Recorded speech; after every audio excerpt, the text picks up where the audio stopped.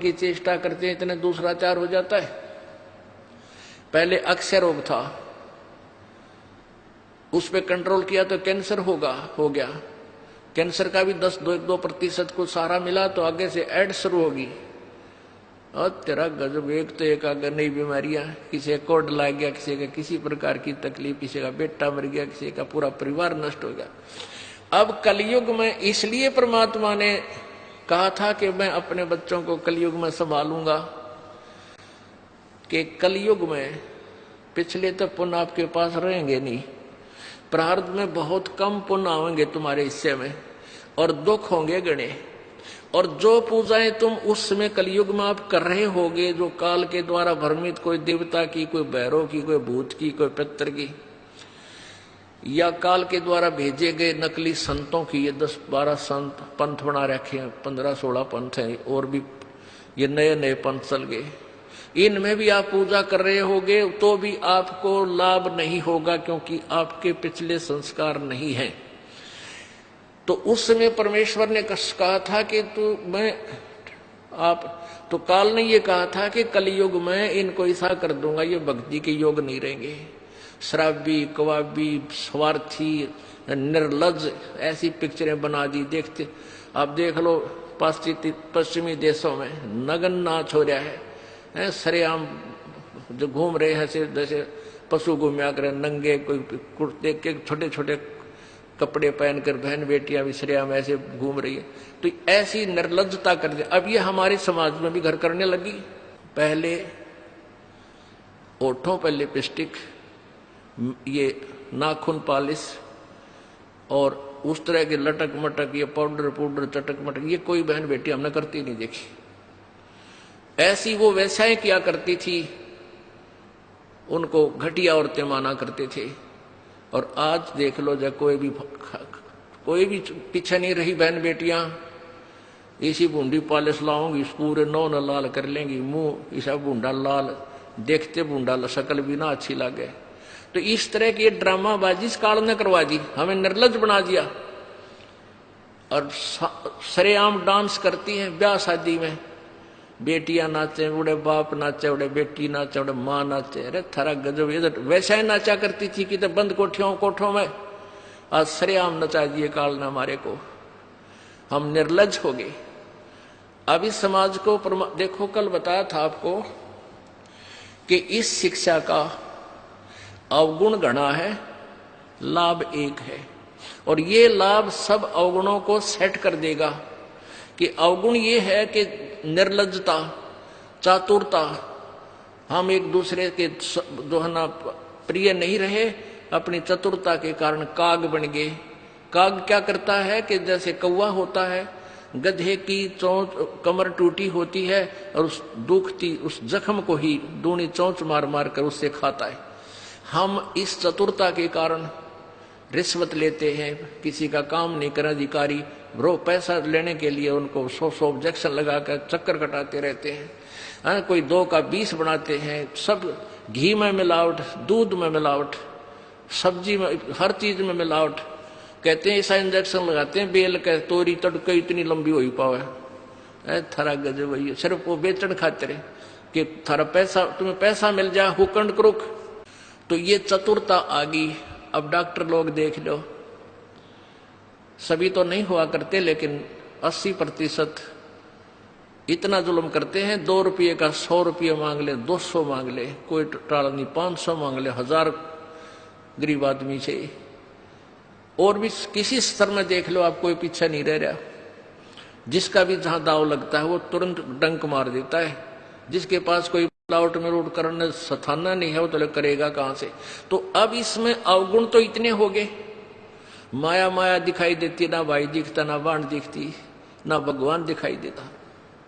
और गुण इसमें एक है इस शिक्षा में कि हम अपने सदग्रंथों को स्वयं पढ़कर भगवान पहचान लेंगे, और इस भगवान के पहचानने के उपरांत इस ज्ञान को सुनने के बाद अपने आप ये माया की हवस नष्ट हो जाएगी। क्योंकि हमें पता चल जाएगा कि हमारे 2 नंबर के काम जुड़ सकता, पैसा नहीं रह सकता, क्योंकि हमारे भाग्य में नहीं है, और भाग्य से ज्यादा ले लिया तो ना जाने किस प्रकार जाएगा। एक भक्त ने बताया कि मेरा इकलौता पुत्र बीमार हो गया और मैं उसके ट्रीटमेंट के लिए, पहले तो किसी ने बताया इस पर छाया है, इस पर प्रेत है, जंतर मंत्र करने वालों के पास लौटा 20-30 हजार रुपये वहां लगाए।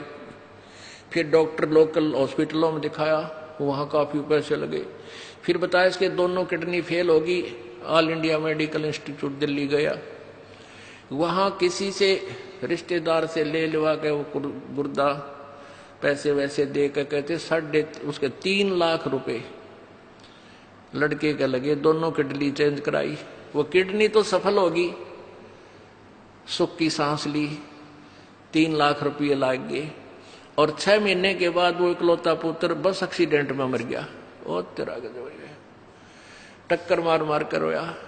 उसने जब ये ज्ञान सुना कि जो तुम 2 नंबर से पैसा इकट्ठा करना चाहते हो तुम्हारे भाग्य में नहीं है, अगर ऐसा इकट्ठा कर भी लोगे तो अगर 2 लाख कर लिया तो 3 लाख रुपए तुम्हारे ना जाने किस कारण से और कहां से निकल जाएंगे, और वो पाप रह जाएंगे ज्यों के त्यों, जो आपने फिर भोगने पड़ेंगे। वो पाप यों के यूं रह जाएंगे, पैसा नहीं रहेगा जो तुम्हारे भाग्य में नहीं था, तुमने धक्के से कहीं से इकट्ठा भी कर लिया था। तो उसने फिर अपनी कथा बताई कि जैसे ऐसे मैं बहुत जुल्मी आदमी था, अब आपके ज्ञान से आंखें खुल गई।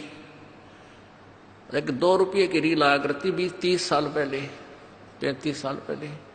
ये कैसेट होती है टेप की, ये टेप चले थे उस टाइम, और उस पर दूसरी कंपनी जो अच्छी बिकती थी उसकी मोहर लगा देते थे, और 2 रुपये के रिफल थोक के वाला आता था तोल के बाद से, और 35 रुपये की बेचा करता हुआ कैसेट।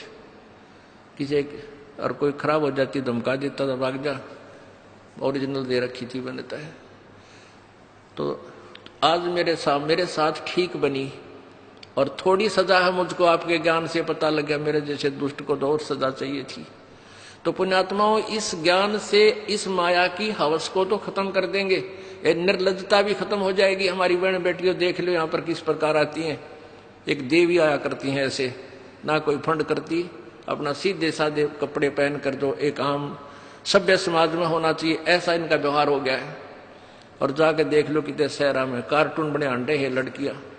तो पुण्यात्मा इसको सेट कर देंगे, लेकिन ज्ञान इस शिक्षा की आवश्यकता इसलिए थी कि हम अपने सदग्रंथों को समझकर उस भगवान को पहचान लेंगे, ये अति आवश्यक था।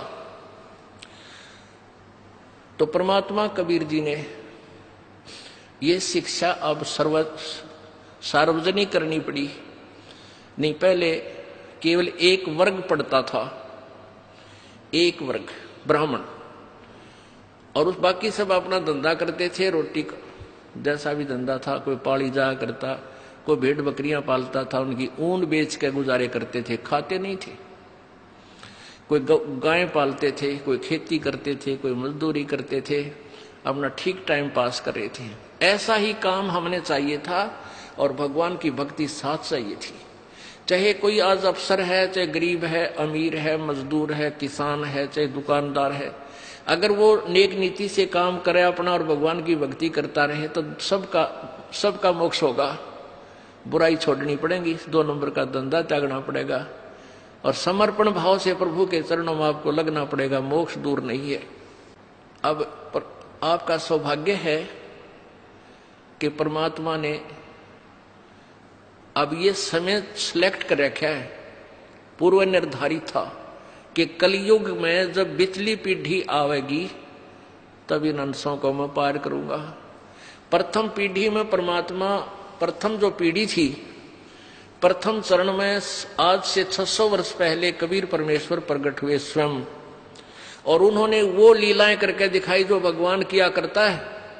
जैसी लीलाएं कबीर परमेश्वर ने की, आज हमारे वेद बताते हैं कि वो परमात्मा ऐसे आता है, छोटा सा शिशु रूप धारण करके आता है, फिर उसकी परवरिश कुंवारी गांव से होती है, वो बड़ा होकर के फिर अपना ज्ञान प्रचार करता है, उसको लोग कवि कहने लग जाते हैं, वो एक सुप्रसिद्ध कवि की उपाधि प्राप्त करता है, लेकिन वो परमात्मा होता है, और वो ऊपर तीसरे धाम में रहता है, सतलोक में रहता है, और वहां से चल कर आता है, गति करके आता है, अपनी प्यारी आत्माओं, श्रेष्ठ आत्माओं को मिलता है। और जो उसकी शरण में आ जाते हैं उनके सर्व रोग, हर तरह के किसी प्रकार की बीमारी है गर्भ में, शरीर में, या कोई और आपत्ति है, कर्म दंड है, उन सब को नाश करके उनको सतभक्ति देता है, सुखी करता है और सतभक्ति करवा के उनको सत्यलोक ले जाता है। वो था पहला चरण।